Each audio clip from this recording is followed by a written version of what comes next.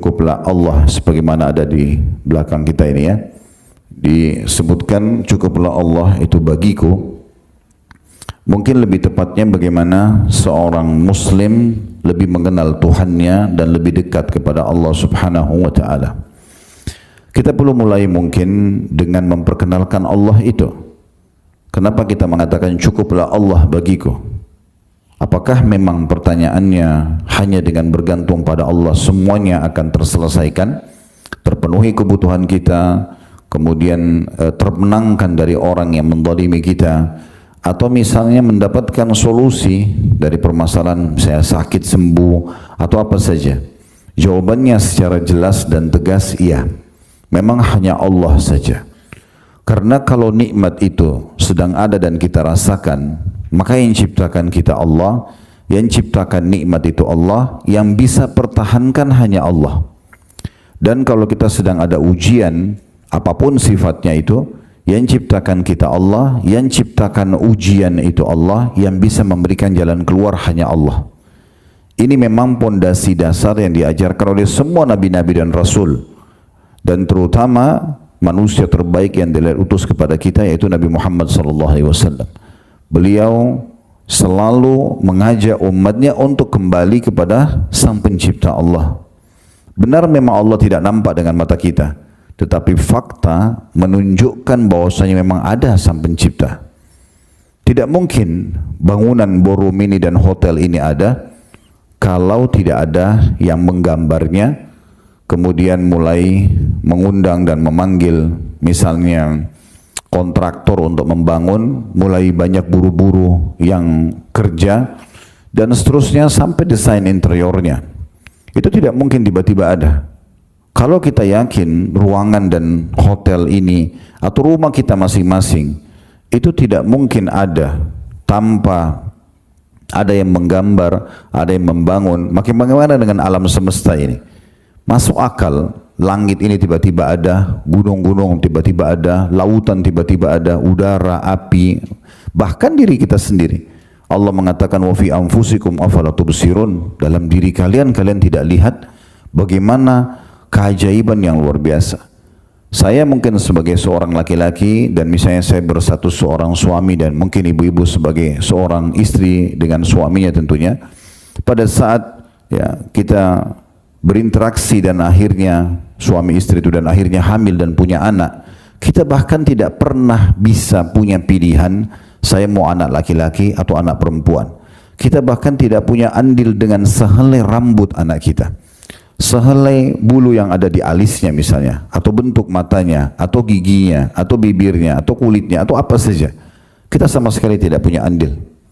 Satu waktu pernah salah satu anak yang Allah amanahkan di pundak kami sedang diuji oleh Allah SWT dengan sebuah penyakit dan alhamdulillah sudah sembuh.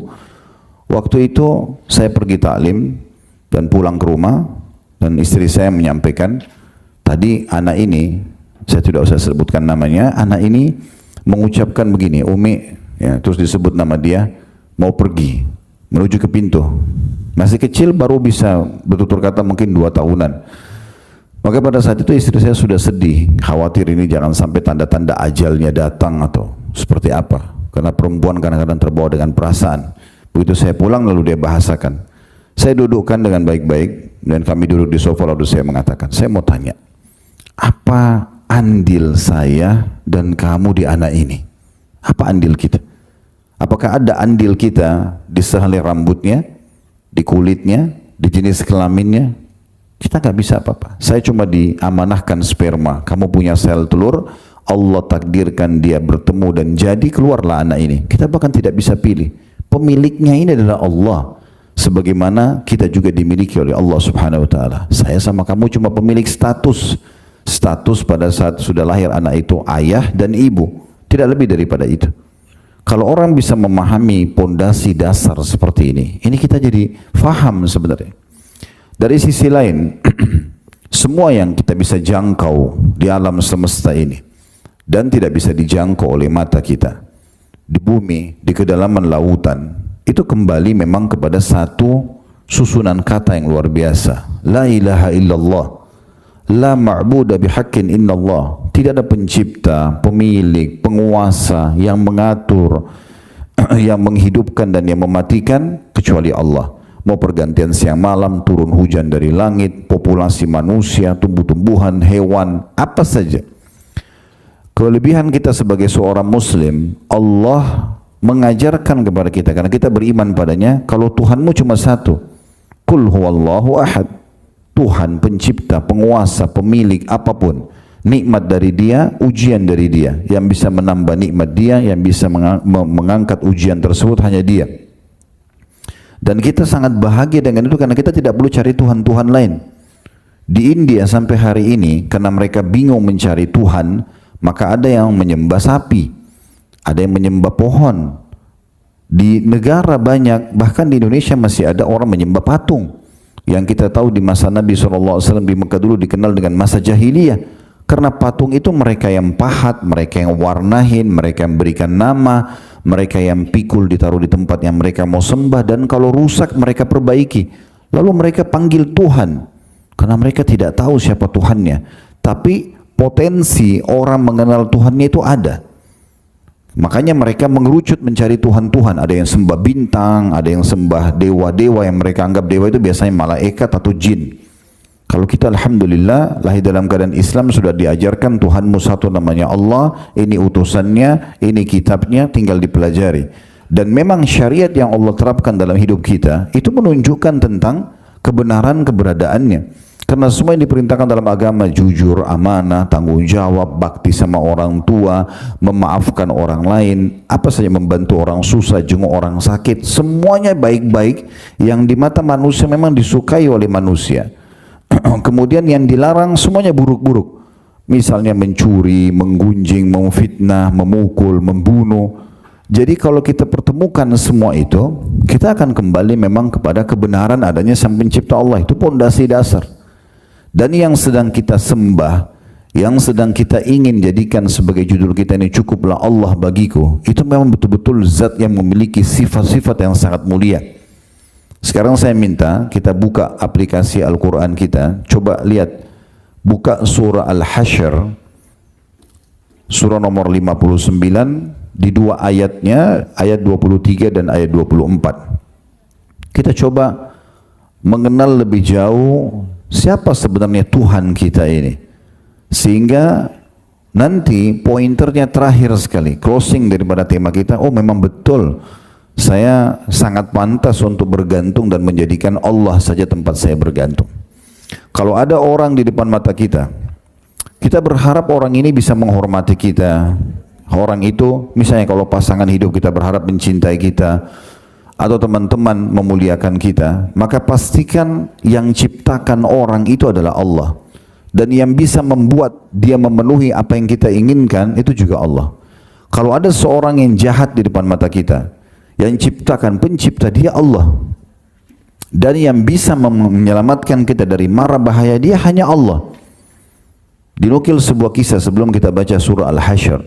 Sa'id bin Musayyib rahimahullah pernah datang dalam majlisnya Hajjaj bin Yusuf. Hajjaj bin Yusuf ini kalau kita lihat sejarahnya, orang yang paling kejam dalam Islam itu. Seorang penguasa pada masa itu, siapa saja yang tidak sependapat sama dia bisa dibunuh. Dia tidak peduli ulama atau bukan ulama. Orang itu benar atau salah, bagi dia tidak cocok maka dia bunuh. Dan satu waktu pernah dipanggil Sa'id bin Musayyib dan orang semua tahu ini berarti akan sudah meninggal dunia. Waktu dia masuk, sempat dia komat-kamitkan mulutnya, Sa'id bin Musayyib, lalu kemudian dia masuk. Uniknya, pertama kali terjadi di majlis Hajjaj bin Yusuf, dia berdiri, dia sambut di pintu gerbang istanahnya, dan dia merangkul, memegang, maksudnya saya memegang tangannya Sa'id bin Musayyib, lalu kemudian diajak ke singgasananya. Duduk bersama, kemudian diajak ngobrol, ditanya hukum-hukum agama, lalu kemudian terakhir dia memberikan parfum termahalnya, itu ke jenggot atau ke tangannya Sa'id. Subhanallah, keluarlah dia. Orang semua penasaran, ada apa? Kenapa pertama kali Hajjaj berbuat baik seperti ini pada orang yang sudah dia undang? Biasanya kalau undang seperti ini bisa terjebak, bisa dibunuh gitu. Dan sudah tidak pulang ke keluarganya lagi. Maka ada seorang yang bertanya, apa yang anda ucapkan pada saat anda masuk ke dalam majlis Hajjaj sehingga Hajjaj begitu lunak? Belum pernah kami lihat dia seperti itu sebelumnya. Maka dia mengatakan, saya mengatakan doa, ya Allah, zat yang kami imani, jadikanlah kejahatan dan kekerasan orang ini sebagai kasih sayang untukku. Hanya itu saja. Lalu tiba-tiba penjahat yang luar biasa ini bisa berubah menjadi orang yang sangat baik dengan dia. Itu bukan hanya manusia, kejahatan jin, hewan-hewan buas, semua bisa kita terselamatkan asal kita hanya minta kepada Sang Pencipta Allah Subhanahu wa taala. Kita sekarang baca surah Al-Hasyr, saya akan bacakan ayatnya di mana Allah memperkenalkan di antara sifat-sifatnya, bukan semuanya. Yang bunyinya, Huwallahu alladhi la ilaha illa huwal malikul quddusus salamul mu'minul muhaiminul azizul jabbarul mutakabbir. Subhanallahi amma yushrikun. Yang artinya, dialah Allah. Siapa Allah itu yang kita sembah? Yang kita kalau salat bina Allahu Akbar.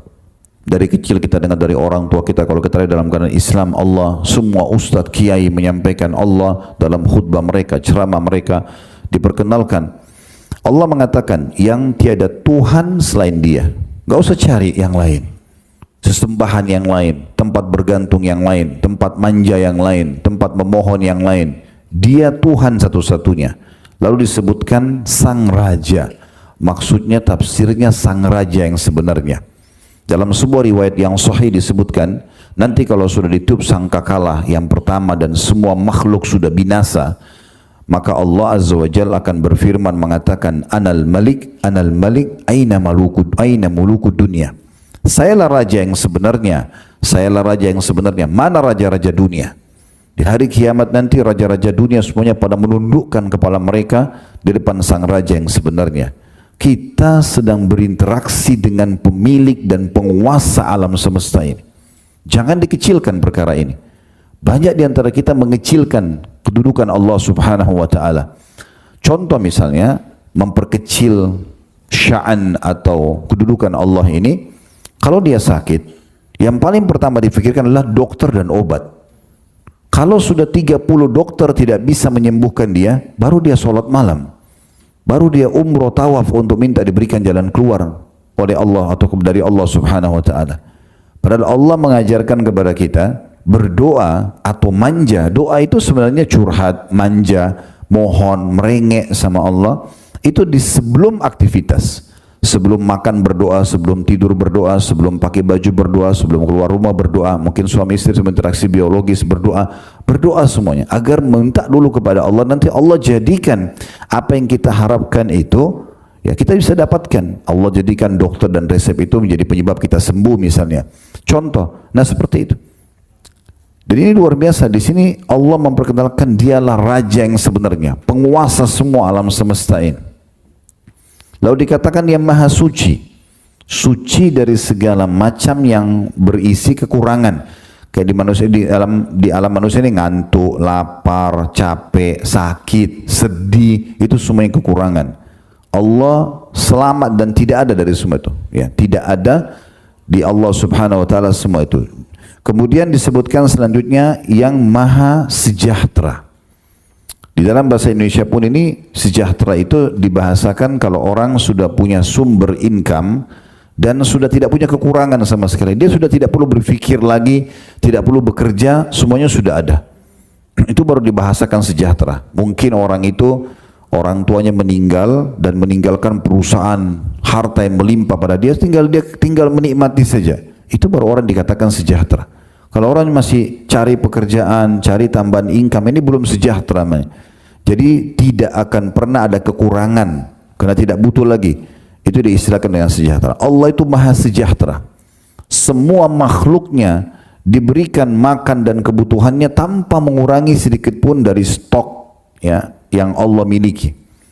Makanya Nabi Sulaiman alaihissalam dalam sebuah riwayat disebutkan, beliau pernah berkata, saya ingin pada hari ini memberikan makan semua makhluknya Allah sebagai tanda syukur kepadanya. Lalu dia suruh semua dayang-dayangnya, tukang masak di istananya, dari manusia dan jin pun terlibat, buat makanan yang paling banyak. Dibuatlah makanan bergunung-gunung. Kemudian Nabi Sulaiman mengatakan, mulai hari ini saya akan memberikan makan semua makhluknya Allah, dan saya akan mulai dari prajurit-prajurit saya, dan saya akan mulai dari golongan burung-burung saja. Burung dulu, kemudian pindah baru hewan-hewan lain, baru pindah ke manusia, baru pindah ke jin.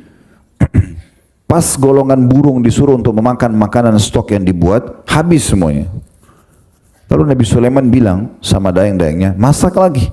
Ini baru golongan burung sudah habis semuanya. Mereka mengatakan kami sudah tidak mampu lagi. Bahan-bahannya sudah habis, tenaga kami sudah habis. Kalau mau besok kami bisa lakukan. Maka di saat itu Allah membuat Nabi Sulaiman sadar sambil dia mengatakan Maha Suci Allah yang terus memberikan makan makhluknya tanpa pernah habis stoknya. Air tidak pernah habis, buah-buahan tidak pernah habis. Dan Allah memberikan dengan kemahakuasaannya, kita makan sedikit saja, itu kalorinya sudah sangat besar, sudah cukup. Kita makan sepiring nasi misalnya, seharian sudah cukup untuk hidup. Misalnya, kita minum segelas air, cukup sebenarnya itu satu hari misalnya. Bahkan kalau berlebihan, mohon maaf mungkin akan membuat badan kita gemuk dan segala macam itu. Karena memang sebenarnya Allah memudahkan buat kita agar tidak perlu terlalu banyak ya untuk makan dan minum contohnya. Ya. Kemudian Allah mengatakan juga yang maha mengaruniai keamanan. Jadi kalau mau cari keamanan hanya kepada Allah. Dari apapun, dari siapapun, aman dari penyakit, aman dari apa saja, bencana alam dan segala macam, aman dari siapapun, orang yang jahat kepada kita dan seterusnya. Ya, seperti yang sudah kita ceritakan kisahnya Sa'id bin Musayyib dan banyak kisah berhubungan dengan ini. Kemudian juga dikatakan yang maha memelihara, merawat semuanya.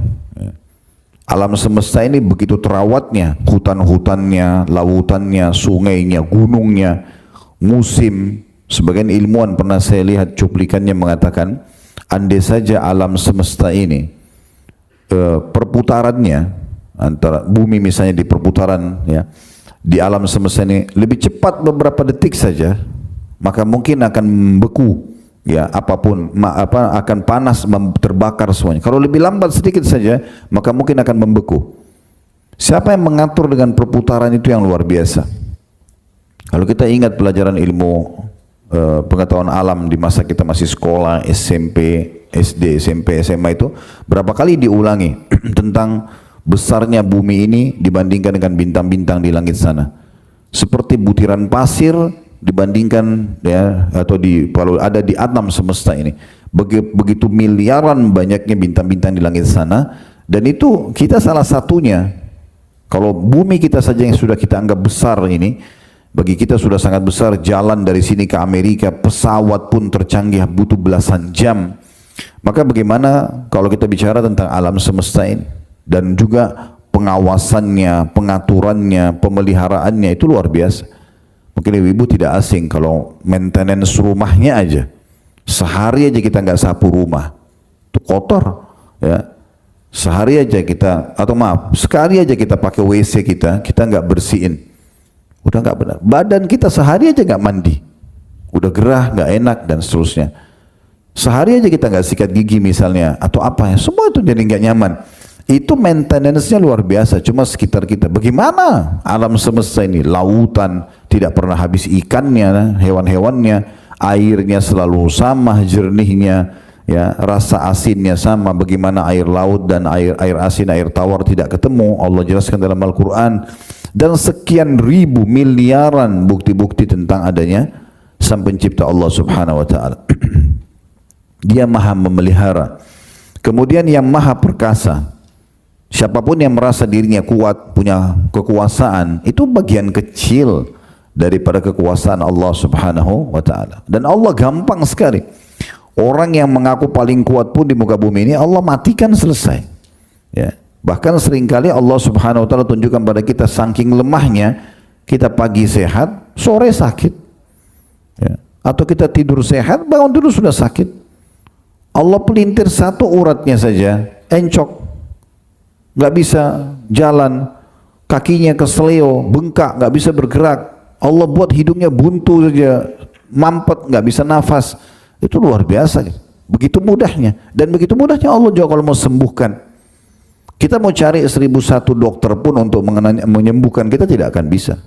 Ibu-ibu kalau datang ke dokter mengatakan tolong sembuhin saya. Kalau dia bilang iya, itu berarti kesalahan fatal itu.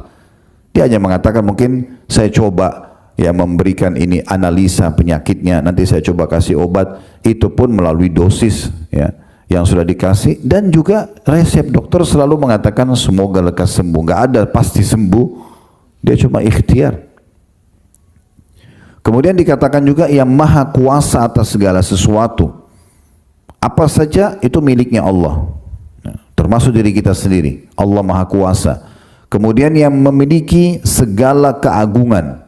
Kalau kita lihat raja-raja dunia, istananya megah, terlihat keagungan pakaiannya dan segala macam lah, singgasananya. Maka Allah memiliki keagungan di atas semua itu.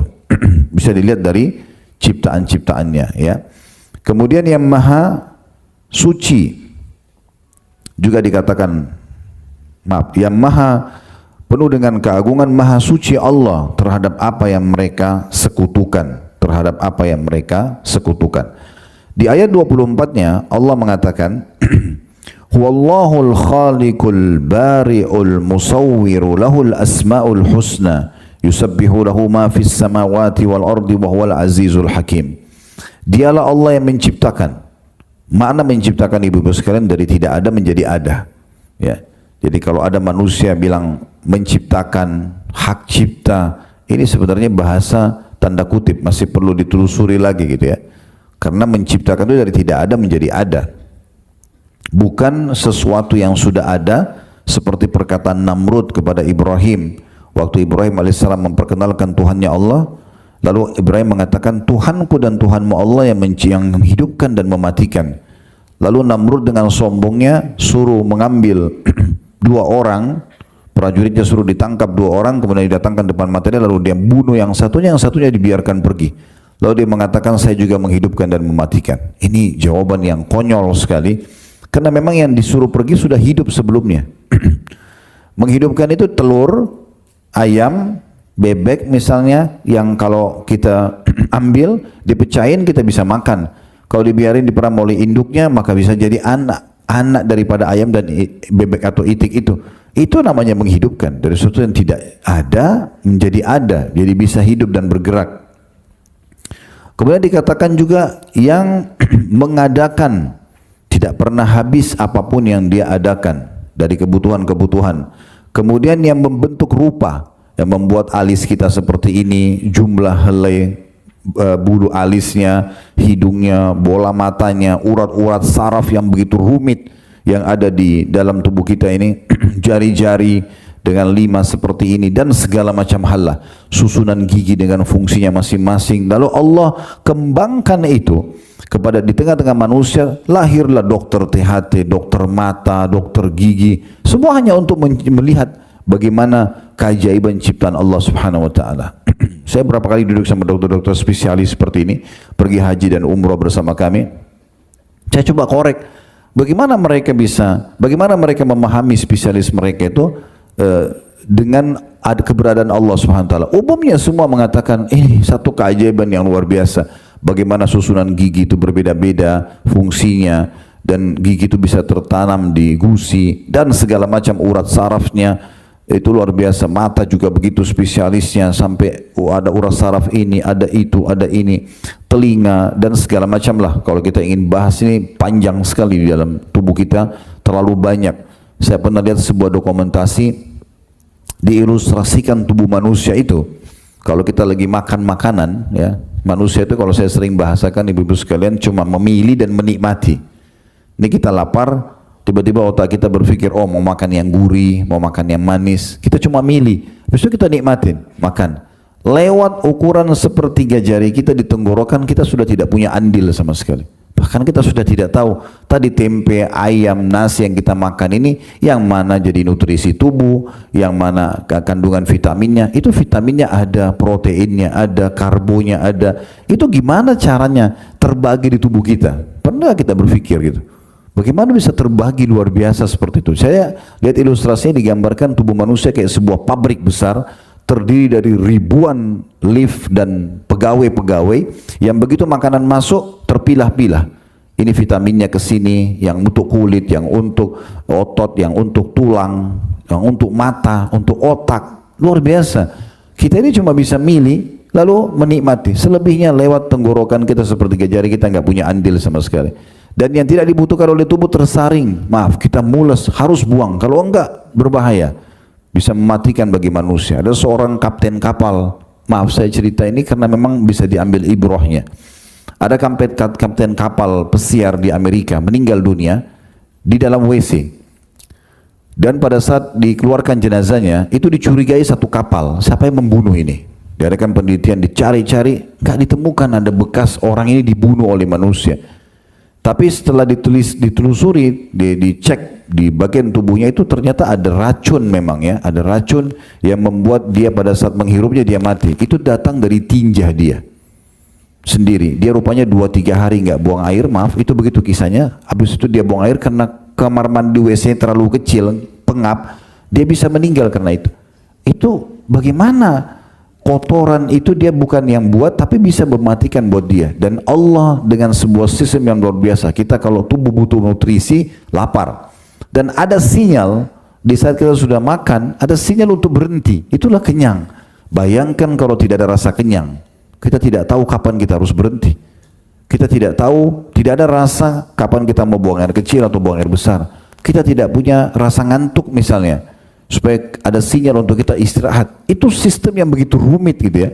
Kalau itu semua tidak ada bagaimana? Dan manusia tidak ada yang bisa mengatakan, oh ya saya yang atur ngantuknya orang. Atau dia, misalnya dia mau paksa aja diri melawan sistem itu, atau sunnatullah. Pokoknya saya nggak mau tidur selamanya. Nggak bisa, pasti tidur dia. Ya. Atau dia tidak mau makan, pasti dia mati nanti, kan begitu. Dia tidak bisa bentrok dengan sebuah sistem yang ada di alam semesta ini. Saya sering kasih contoh ilustrasi ini supaya mudah difahami. Banyak orang di antara kita, mungkin di sini ibu-ibu tidak asing kalau di rumahnya ada lukisan ya. Biasanya di kehidupan kita ini, di manusia ini, kalau ada lukisan yang mirip sekali dengan aslinya, maka itu mahal harganya, kan itu. Lukisan apa saja, lukisan kalau orang tentunya makhluk hidup tidak bisa, tapi umumnya orang gitu, ada yang gambar orang, ada yang gambar tumbuh-tumbuhan, ada yang gambar misalnya, saya pernah lihat ipar saya kebetulan di Surabaya ini dulu seorang pelukis gitu ya. Dia melukis ini. Alhamdulillah pada saat dia menikah sama kakak saya, kemudian dia tanya ini hukumnya seperti apa, saya jelaskan ini nggak boleh kalau gambar manusia atau hewan-hewan, dia ubah akhirnya. Ada buku yang dia perlihatkan ke saya, buku itu semua lukisan, dan di situ ada ditulis misalnya pasar di Mesir tahun 1700 berapa, tahun 1200 berapa Masehi. Itu bisa dilukis lagi jadi mirip mengenang masa itu, nanti ditulis itu pasar Mesir tahun sekian atau apalah, tinggal dihilangkan manusianya. Tetapi lukisan-lukisan ini ibu-ibu sekalian, kita hanya bisa mengenangnya. Ilustrasinya begini, ada orang kadang-kadang dia misalnya bersama dengan, anggaplah ini contoh saja, dia bersama dengan seorang pelukis di pinggir pantai. Kemudian pelukis itu membawa papan lukisnya 1 kali 1 meter atau 1 kali 2 meter lah misalnya. Di depan dia sama kita ini yang sedang hadir di situ, melihat ada lautan, dan airnya yang biru, ada langit yang biru yang cerah, ada burung yang terbang, ada pohon kelapa misalnya dengan buahnya. Mulailah pelukis itu melukis, dia menciplak apa yang ada depannya. Begitu selesai dan mirip, uniknya sering kali kita di posisi yang bukan pelukis yang melihat itu, kita terkagum-kagum melihat lukisan dia. Kenapa? Karena mirip sama aslinya. Ini kan unik. Kita puji 1 kali 2 meter papan lukisnya yang cuma menciplak, dan kita lupa yang aslinya tempat dia ambil.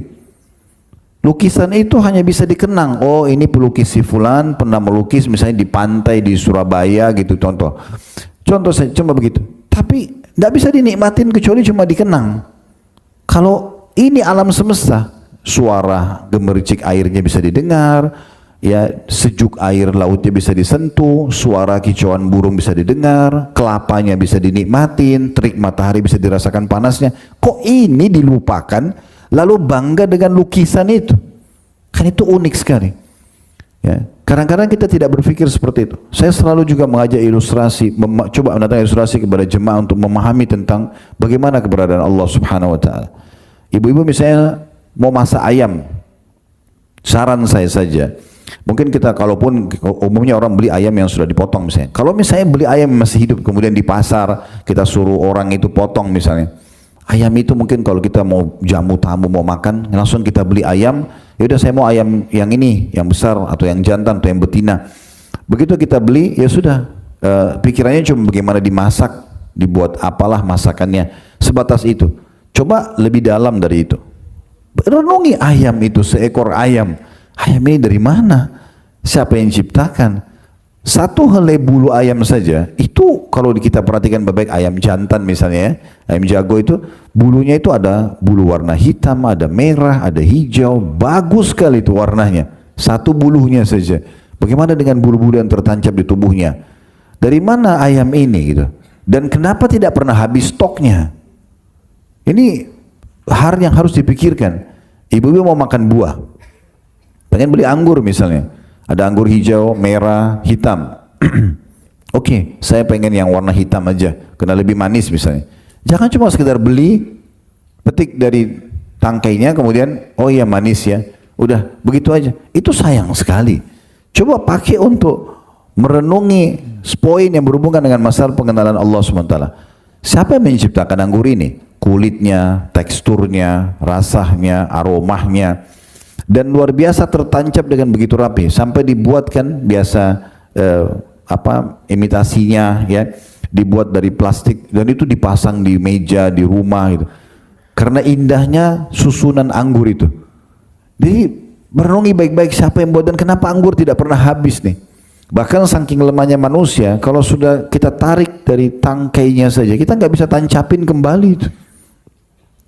Pisang dengan sisirnya sampai dikenal dengan sisiran pisang, warna kuning yang begitu indah, kulitnya begitu lembut, tekstur dagingnya di dalam dan tidak pernah habis stoknya. Setiap hari kita bisa temukan di pasar. Siapa penciptanya semua ini? Manusia cuma bisa menikmati, dia tidak bisa mengatakan dia pencipta.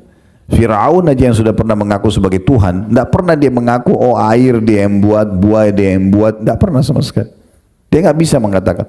Jadi kita harus lebih kenal dan besarkan Allah Subhanahu wa taala itu di dalam pikiran kita. Ini namanya dasar sekali masalah tauhid. Baru kita sampai kepada tema kita ini ya. Cukuplah Allah bagiku. Itu bukan cuma ucapan lisan, harus mengenal Allah itu baru betul-betul kita bergantung kepadanya. Itu yang dimaksud dengan al-musawwir, yang membentuk rupa itu. Kemudian dikatakan lahul asmaul husna, dia memiliki nama-nama yang mulia. Yusabbihu lahu ma fis samawati wal ard. Semua yang di langit dan di bumi ini bertasbih kepadanya, memujinya. Wa huwal azizul hakim, dan dia maha perkasa lagi maha bijaksana. Di dalam surah Al-Imran ayat lain, tadi Al-Hasyr sudah selesai, surah nomor 59 ayat 23 sampai 24. Tentu Al-Quran penuh dengan ayat-ayat tauhid seperti ini ya. Tapi kita pilih surah Al-Imran surah nomor 3 189 berbunyi, walillahi mulkus samawati wal ard wa huwa ala kulli syai'in qadir. Fahamilah, yakinilah, kepunyaan Allah lah kerajaan seluruh langit dan bumi ini. Cuma satu pemiliknya. Dan dia maha perkasa dan kuasa terhadap segala sesuatunya. Dia mampu mengerjakan apa saja. Biarpun dokter sudah mengatakan penyakit ibu gak bisa sembuh, sembuh sama Allah. Ya. Jadi poin ini, makanya sebelum ke dokter doa dulu kepada Allah, nanti Allah akan mudahkan. Ya. Kalau ada yang bertanya, Ustaz dari mana saya tahu kalau doa saya diijabah sama Allah? Allah akan memberikan ijabah sesuai dengan sistem yang sudah Allah buat, dikenal dengan sunnatullah. Misalnya ibu lagi lapar, ibu bilang ya Allah hilangkan lapar saya. Memang laparnya gak hilang langsung. Sebenarnya Allah mampu melakukannya, tapi Allah sudah buat sebuah sistem agar kita manusia melalui sistem itu. Kita akhirnya terfikir mau makan apa, dikunyah dulu, ditelan dulu, diproses di usus, baru kemudian laparnya hilang. Kita nggak sakit, Allah buat kita ngantuk, istirahat dan seterusnya. Ya, jadi seperti itu kita minta ya Allah mudahin jodoh buat saya. Allah nggak akan lemparin pasangan dari langit. Ya, tapi tiba-tiba ada yang melamar, ada yang suka, ada orang tua tawarin anaknya. Kita minta rezeki, Allah nggak akan lemparin duit dari langit. Tapi kita tiba-tiba ada yang teman yang ajak bekerja sama, bisnis, atau kita dapat proyek apa gitu ya. Itu semua sinyal-sinyal rezeki yang perlunya kita fahami. Dan seperti itu sistem yang Allah berikan. Jadi kita sedang bermuamalah, berinteraksi dengan Raja pemilik alam semesta ini. Agungkan itu dalam diri kita. Kemudian selanjutnya dalam surah At-Taubah, surah nomor 9 ayat 116. Surah nomor 9 ayat 116, Allah juga berfirman, Innallaha lahu mulkus samawati wal ard, yuhyi wa yumit, wa ma lakum min dunillahi min waliyyin wala nasir. Jadi surah At-Taubah, surah nomor 9 ayat 116, artinya sesungguhnya kepunyaan Allah lah kerajaan langit dan bumi ini. Dia menghidupkan dan mematikan. Hanya Allah saja yang menghidupkan dan mematikan. Dan sekali-kali tidak ada pelindung dan penolong bagimu selain Allah. Kemudian juga kita bisa lihat Allah subhanahu wa ta'ala menyebutkan di dalam surah Al-Hajj agar kita berfikir. Surah nomor 22 ayat 73 ya, sampai 74. Ayat ini setiap kali saya baca subhanallah saya merasa merenung lagi ya. Bagaimana dahsyatnya Allah memberikan contoh ini. Agar jangan lagi menyeru selain Allah. Pergi dukun, pakai jimat, minta-minta pada jin yang tidak masuk akal ya. Allah subhanahu wa ta'ala mengatakan dalam surah Al-Hajj surah nomor 22 ayat 73 sampai 74, ya ayuhan nas duriba mathalun fassami'u lah. Wahai manusia, telah diberikan perumpamaan. Semua manusia diajak berfikir dari suku manapun ya, laki-laki dan perempuan, muda dan tua, muslim atau bukan orang muslim. Allah Al-Quran mengajak berbicara, Allah mengajak kita berpikir semuanya. Hai sekalian manusia, telah diberikan perumpamaan, dengarkan baik-baik, renungi baik-baik.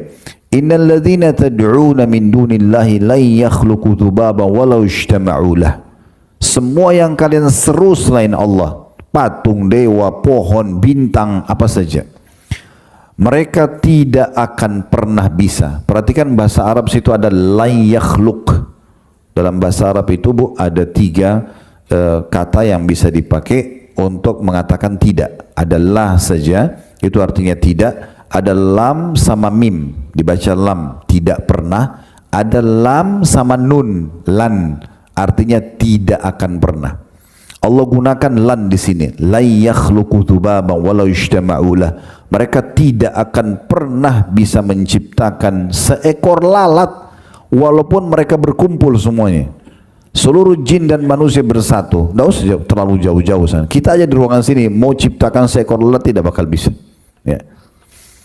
Lalu kata Allah, wa iyaslubhumudz dzubabu syai'an la yastankituhu min. Kalau lalat itu curi sesuatu dari mereka, mereka tidak mampu mengambilnya kembali. Ini kita punya segelas susu, datang lalat ambil setetes susu lalu dia terbang. Kita bisa kejar, kita bisa ambil kembali. Nggak, Allah bilang, kalau lalat curi sesuatu dari mereka, mereka tidak bisa mengambilnya kembali. Da'ufat talibu wal matlub. Sungguh lemah yang meminta dan yang diminta itu. Ya. Untuk apa? Supaya suami saya yang pergi dukun lintas alam. Untuk apa? Itu kan lintas alam, minta tolong sama jin. Jin aja nggak nampak sama kita. Bawa fotonya supaya dia suka. Kenapa? Kenapa nggak pakai alam manusia? Sederhana. Saya mau buat istri saya suka saya, tatapan mata yang syahdu, ucapan tutur kata yang santun, jaman tangan yang ramah. Saya tulus dari hati, penuhi kebutuhannya. Dia suka sama saya, selesai. Gitu toh manusia. Untuk apa bawa foto ke sana? Gitu kan? Kan aneh ini. Kadang-kadang ditipu, bayar mahal lagi. Bawa kertas yang tidak jelas, yang penting bahasa Arab. Ada satu ibu dulu di Kemang di Jakarta Selatan. Saya habis cerita tentang ini, dia datang keluar di pengajian lalu kasih saya, Ustaz, apa ini Ustaz? Dipakai kayak map kecil warna biru. Begitu dibuka dalamnya ada kertas fotokopian. Bayarnya 5 juta lagi. Ini Ustaz, saya tanya ini untuk apa Bu? Katanya orang itu kasih saya supaya saya tidak cerai sama suami, supaya hidup saya bahagia. Kertas, apa hubungannya? Hah? Begitu saya buka, saya sudah tahu nih gambar pedang, gambar apa, huruf hijaiyah dibolak-balik. Ini semua dari orang-orang penipu manusia. Untuk apa? Gitu. Ya, tidak dibutuhkan. Tapi banyak manusia tidak faham itu. Mereka melakukan kesyirikan kepada Allah Subhanahu Wa Taala. Lemah itu. Ada satu kementerian di Saudi, Bu, namanya Hayy Amil Ma'ruf Nahi Mungkar. Khusus mereka menegakkan, menyuruh pada ma'ruf dan melarang kemungkaran. Salah satu tugasnya, mereka menangkap dukun-dukun. Subhanallah, saya pernah lihat cuplikan beberapa masyayikh yang ditugaskan sebagai pimpinan mereka. Itu pada saat menangkap dukun lagi praktek. Sebelum, itu kan kalau dukun kepergok, kalau di Saudi ya, kena hukum Islam berlaku. Kalau kepergok lagi praktek, itu dipenggal. Hukum mati. Karena menjalankan sabda Nabi SAW, haddus sahir darbatun bis saif, hukuman penyihir dipenggal lehernya. Kedapatan kepergok selesai. Maka sebelum dia dihukum mati, disuruh praktek. Bagaimana kau minta tolong sama syaitanmu itu? Dia pakai baju merah, dari kepala sampai kaki. Saya lihat sendiri tuh bajunya, kainnya merah, semua tertutup, cuma matanya yang kelihatan. Laki-laki ini ya. Sampai ke kaki, kemudian dia pecut dirinya dengan cambuk kuda itu. Dia bilang kalau saya sudah pecut-pecut sambil panggil setannya itu ya, siapapun namanya gitu, cambuk-cambuk, dia panggil apa gitu. Di Indonesia kan ada namanya, di negara-negara lain ada namanya. Indonesia apa, gondoruo lah, apa tuyul, segala macam. Dicambuk dirinya, dipanggil-panggil. Nanti kalau saya sudah berdarah-darah, dia bilang, baru kemudian saya dengar suara. Ini kebodohan ini. Ya. Allah tidak butuh semua itu. Tinggal wudu, ya, hadap kiblat, alhamdulillah, wassalatu wassalamu rasulillah, Allah sembuhin penyakit saya, mudahin urusan saya. Gampang, nggak sakitin badan, nggak repot, nggak libatin orang. Ya. Sampai Aisyah mengatakan radhiyallahu anha, minta. Ya, beliau nukil dari sabda Nabi SAW, mintalah kepada Allah segala sesuatunya, sampai tali sendal kalian. Minta. Dan Nabi SAW mengatakan memang dalam hadis begitu. Minta. Para sahabat itu dalam riwayat Umar bin Khattab, kalau sendalnya putus, angkat tangan ke langit, ya Allah sendal saya putus, gantikanlah. Sendal minta sama Allah. Allah nggak lemparin sendal dari langit. Tetapi Allah mudahin, ada orang yang kasih kita sendal. Kita dapat duit bisa beli sendal. Sistem yang sudah Allah ciptakan tadi yang saya bahasakan. Jadi kita disuruh minta sesuatu, segala sesuatu. Sayangnya kita kadang-kadang mau minta sama Allah kalau kita anggap besar. Nanti kalau penyakit kronis baru minta sama Allah. Nggak, minta apapun. Kalau perlu mau keluar pergi ke satu pasar, minta sama Allah dimudahin parkirannya. Doa. Nggak ada masalah. Doa itu kata Nabi SAW, yanfa'u bima nazal wa ma lam yanzil. Doa akan bermanfaat bagi sesuatu yang belum terjadi atau sudah terjadi. Dan kata Nabi SAW, la yaruddul qadha illa doa. Tidak ada yang bisa menolak takdir kecuali doa. Sampai Dr. Sa'id Al-Qahtani hafidhahullah dalam buku beliau Masalah Doa menyebutkan makna hadis ini adalah 3. Bisa doa itu lebih kuat daripada keputusan takdir Allah, maka doa bisa mengalahkan takdir tadi. Tadinya kita akan kena satu ujian, tidak bisa kena doa kita. Atau doa lebih lemah, lebih kuat keputusan itu sehingga akhirnya terjadi sebagai ujian buat dia, tapi kalau dia berdoa bisa meringankan dan memberikan jalan keluar. Atau dua-duanya bersaing. Misalnya ibu sakit sudah sebulan, kalau berdoa juga sebulan berarti berimbang itu. Misalnya contoh. Tapi kalau dia baru berdoa sekali, penyakitnya berjalan sebulan, ini enggak berimbang. Bisa saja dikalahkan doa tersebut. Jadi saking luar biasanya Allah berikan peluang kita sebenarnya untuk bisa ya bergantung kepadanya. Kemudian Allah mengatakan, ini yang kita ingin titik beratkan ya, di ayat 74-nya, ma qadarullah haqqa qadri innallaha laqawiyyun aziz.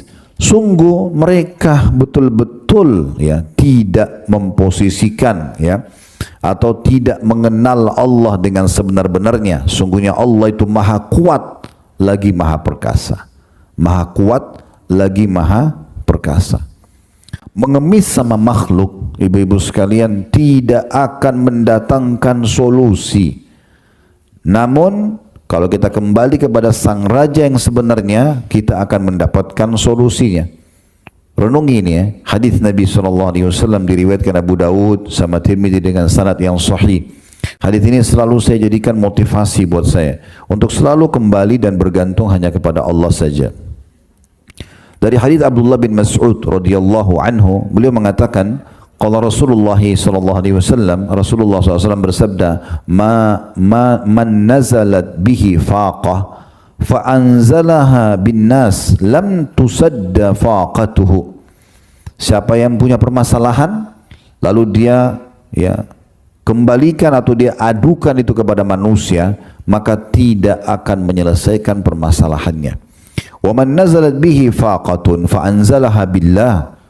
Siapa yang punya masalah lalu dia kembalikan kepada Allah, fayushikullahu lahu birizqin ajilin aw ajil. Maka pastikan Allah akan segera memberikan kepadanya solusi cepat atau lambat. Dalam sebuah hadis yang lain riwayat Tirmidzi, man lam yad'ullaha yaghdab alaih. Siapa yang tidak minta sama Allah, tidak merengek sama Allah, tidak manja sama Allah, Allah marah padanya. Ya. Kita kalau sengaja tidak mau merengek, minta, mohon sama Allah dari hal yang kecil sampai yang besar, itu Allah justru marah. Sampai seorang penyair Arab mengatakan, jangan kau minta sama manusia, yang kalau kau minta padanya dia akan marah. Minta ini, minta itu, sekali, dua kali manusia masih kasih, 3 kali, 4 kali dia akan marah. Tapi mintalah kepada zat Allah, kalau kau tidak minta justru dia marah. Kenapa kita enggak gunakan ini sebagai senjata kita yang luar biasa? Orang kita bisa minta apa saja, tanpa perantara lagi.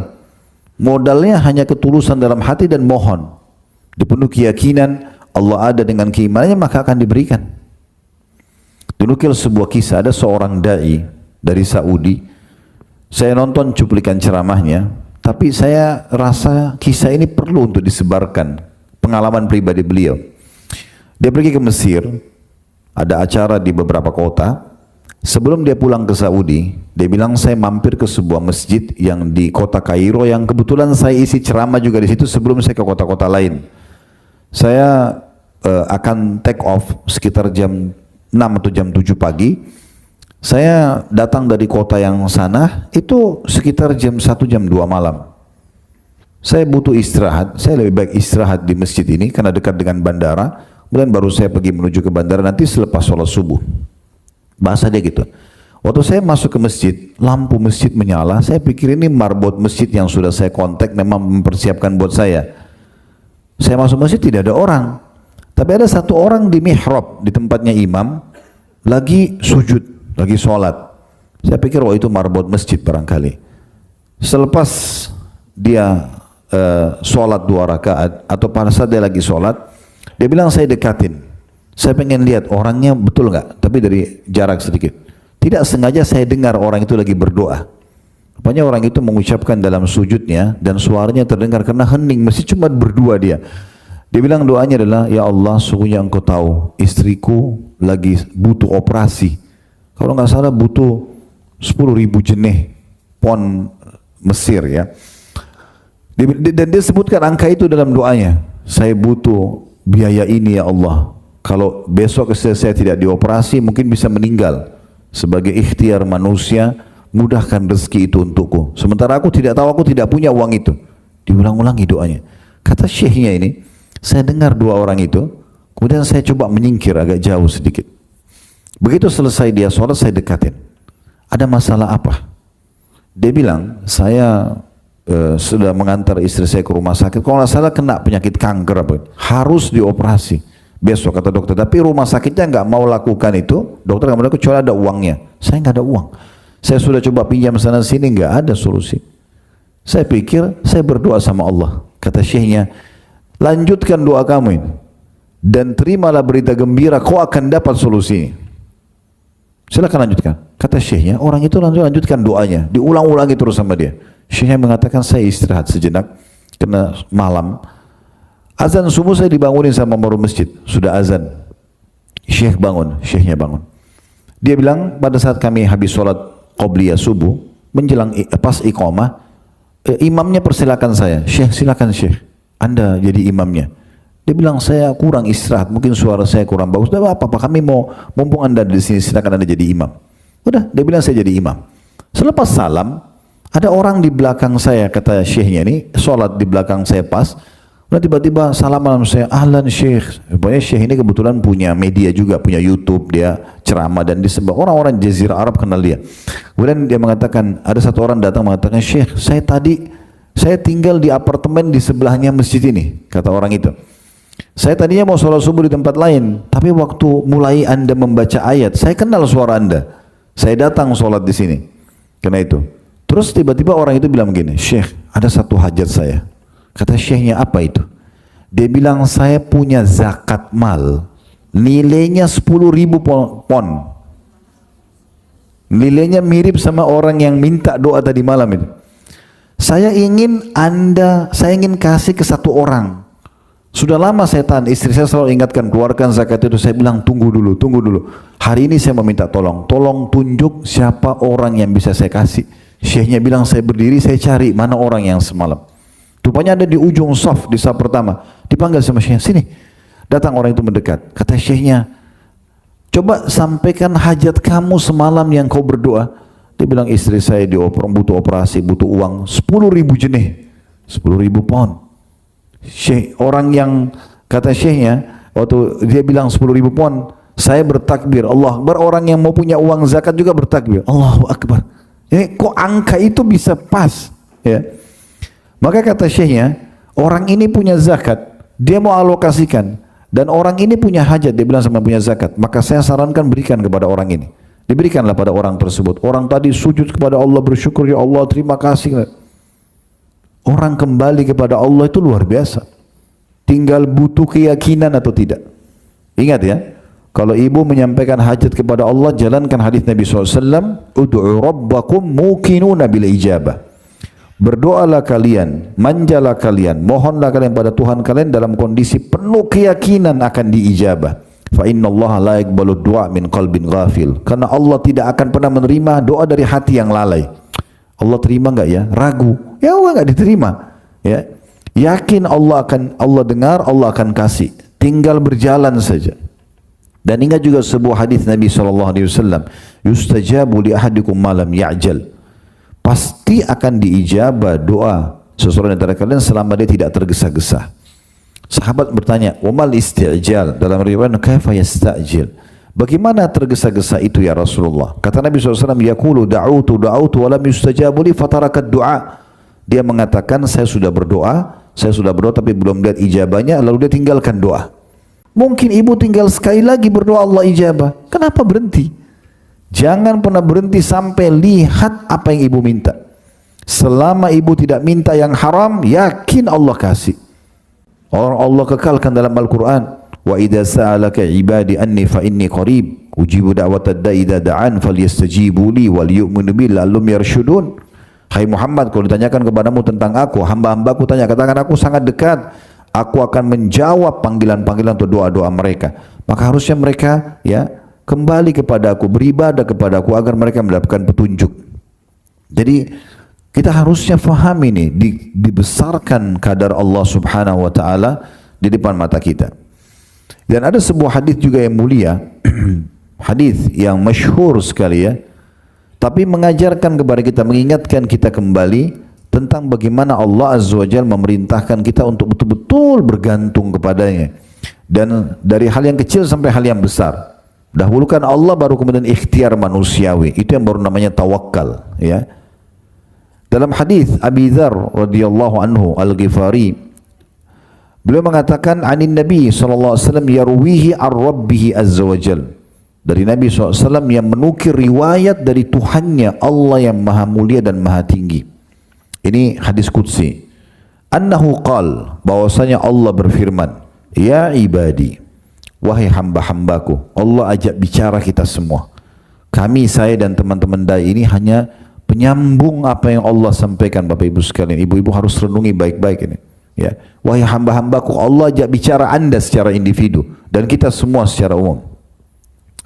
Kata Allah, inni haramtu dzulma ala nafsi wa ja'altuhu bainakum muharraman fala tadzalamu. Ingatlah, kata Allah, aku mengharamkan kezaliman atas diriku. Tidak mungkin tidak memberi hak atau mengambil yang bukan hak. Dan aku jadikan haram di antara kalian. Maka jangan kalian saling menzalimi. Ambil yang punya kita saja. bukan punya kita, jangan disentuh. Walaupun sebutir beras, walaupun seteguk air, haram dalam Islam, tidak boleh. Dan sumber pendapatan haram bisa mendatangkan banyak mara bahaya, ya. Ributnya rumah tangga, durhakanya anak, dan segala macam hal. Kami pernah tabligh akbar di kota Makassar, judulnya akibat makanan haram. Kalau ibu-ibu yang sudah mengikuti medsos kami di Khalid Basarma Official di YouTube, itu ada cari di playlist, akan cari judul bedah buku tentang akibat makanan haram. Itu luar biasa efeknya.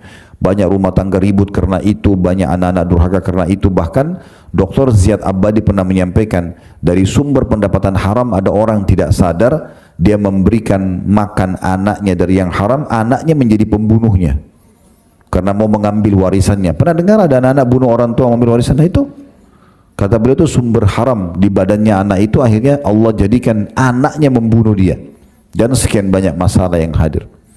Maka tinggali semua kezaliman, bukan hak kita, jangan sentuh, udah selesai. Dan ingat ya, kita punya kapasitas, mulut kita ini masuk 1 sendok nasi, 2 sendok udah nggak bisa ngomong gitu ya. Kita juga kalau telan itu harus pelan-pelan, kalau enggak susah kita menelannya, kapasitasnya ada. Hidung kita Allah buat kecil begini, kita cuma bisa hirup dengan kapasitasnya. Mata kita ada jangkauan melihatnya, tangan bisa jangkauan melihat. Bahkan yang kita kenakan, kopiah saya pakai begini, cuma bisa 1. Pakai 2 kopiah diketawain orang gitu. Ibu pakai jilbab double-double diketawain orang, kan gitu. Baju kita bisa pakai 1, 2 lembar, pakaian dalam sama pakaian 2. Pakai 5 lembar baju, kan itu jadi lucu gitu ya. Sepatu 1 pasang, punya 5 pasang sepatu, butuh 5 kali.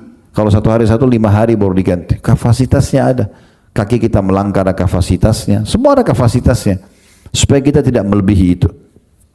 Pesan yang kedua, itu pesan pertama dalam hadis ini. Pesan yang kedua, ya ibadi, kullukum dhalun illa man hadaituhu fastahduni ahdikum.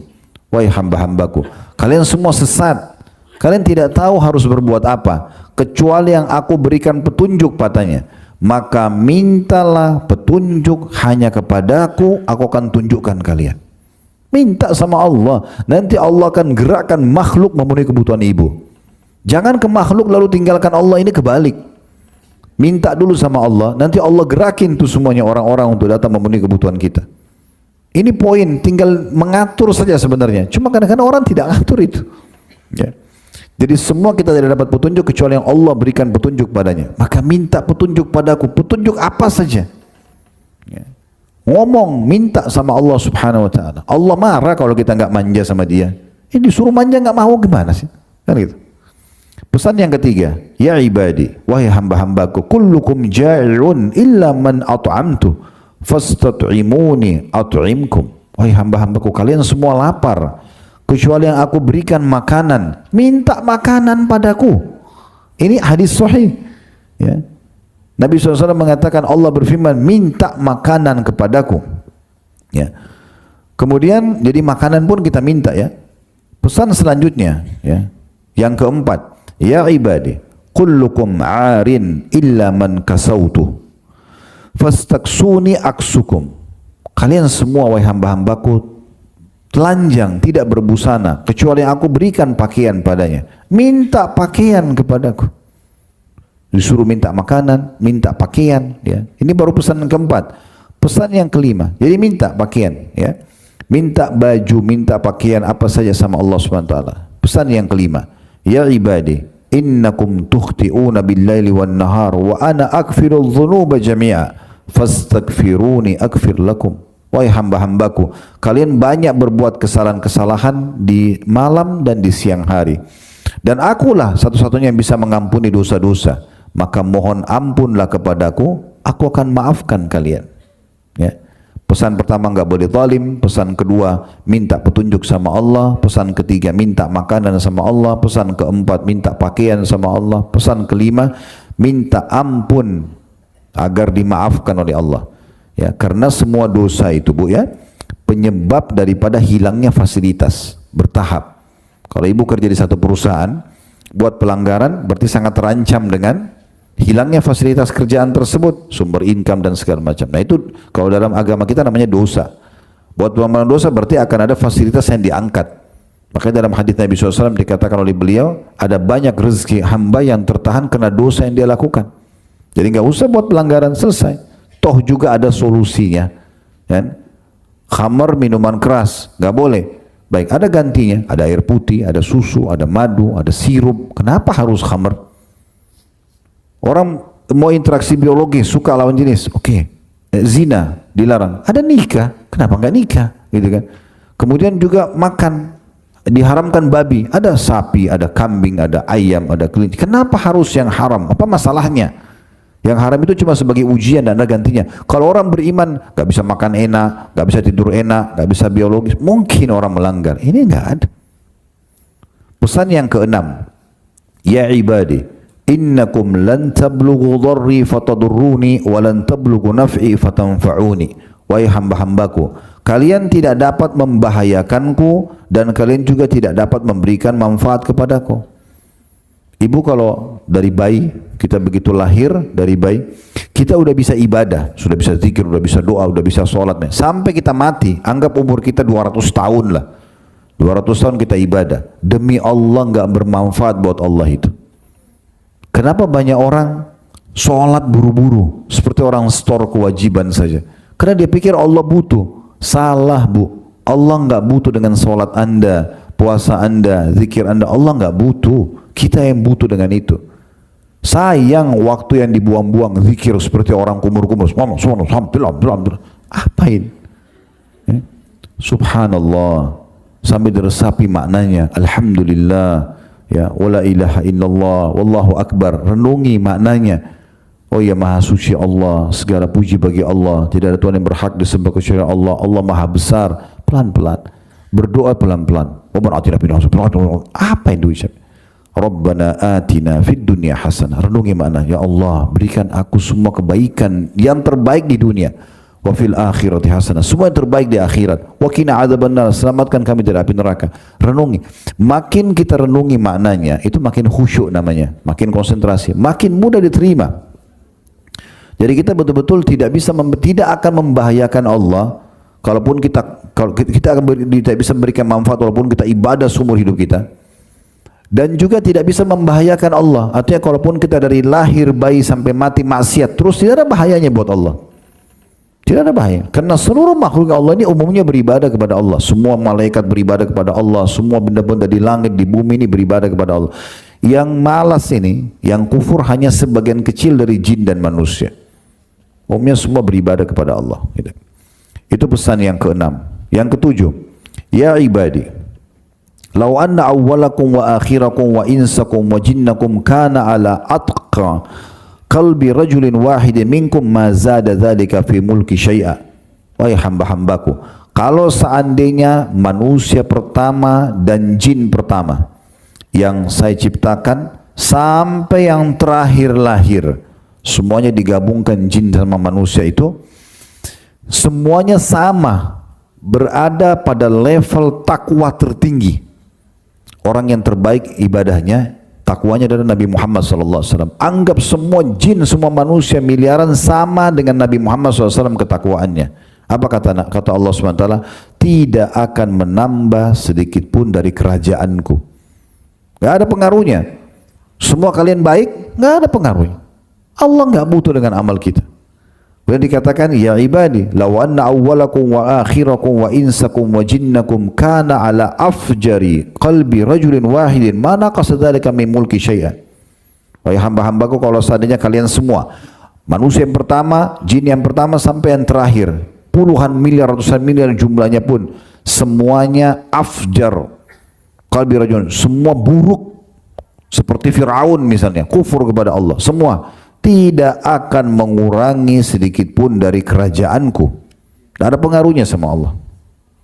Pesan ke-8, ya ibadi, law anna awwalakum wa akhirakum wa insakum wa jinnakum qamu fi sa'idin wahidin fasa'aluni fa'ataitu kulla insanin mas'alata ma naqasa dhalika mimma indi illa kama yanqusul mikhyatu idza udkhila al-bahr. Wahai hamba-hambaku, bila orang-orang terdahulu dan yang terakhir dari seluruh manusia dan jin yang tinggal di bumi ini meminta kepadaku, Semua manusia dan jin dari pertama diciptakan sampai yang akhir, yang belum lahir sekarang sampai menjelang hari kiamat didatangkan semuanya. Semuanya berkumpul di satu tempat, semuanya minta hajatnya masing-masing. Lalu aku penuhi semua permintaan mereka masing-masing itu, tidaklah hal itu mengurangi apapun yang ada padaku, kecuali sebagaimana sebatang jarum yang dimasukkan ke lautan. Kita celupin jarum di lautan, diangkat, tidak ada pun setetes air yang tinggal di situ. Kekayaannya Allah seperti lautan yang luas itu. Ya. Sampai saya teringat juga sebuah hadis Nabi SAW. Beliau mengatakan kepada Bilal, pada saat Bilal sempat menyimpan kurma yang sangat ranum, bagus sekali. Beliau tidak sedekahkan. Lalu Nabi tanya waktu dihidangkan kepada Nabi, apa ini Bilal? Saya simpan butuh anda ya Rasulullah. Kata Nabi SAW, hai Bilal, keluarkan, sedekahkan, jangan tunggu saya. Dan jangan pernah takut miskin dari pemilik singgasana yang agung. Nabi SAW selalu tanamkan pemahaman-pemahaman yang besar seperti itu. Kemudian selanjutnya, ya ibadi, ini pesan yang ke-9. Innama hiya a'malakum uhsiha lakum uwaffiyakum iyyaha. Faman wajada khairan falyahmadillah wa man wajada ghaira dzalika fala yalumanna illa nafsa. Yang artinya, wahai hamba-hambaku, sesungguhnya amal-amal yang kalian lakukan itu, yang saya perintahkan, sholat, puasa, zakat dan segala macam hal, aku catat semua untuk kalian, sebenarnya untuk kalian juga. Kemudian aku memberikan balasannya untuk kalian, ya, untuk kebaikan kalian sendiri. Maka barang siapa yang mendapatkan dalam buku amalan nanti kebaikan-kebaikan karena dia faham ini tujuan dia diciptakan untuk beribadah kepada Allah, hendaklah ia bersyukur kepada Allah. Dan kalau dia mendapatkan selain itu, maka jangan pernah dia salahkan kecuali dirinya sendiri. Hadis yang panjang lebar ini diriwayatkan oleh Imam Muslim, hadis yang sahih.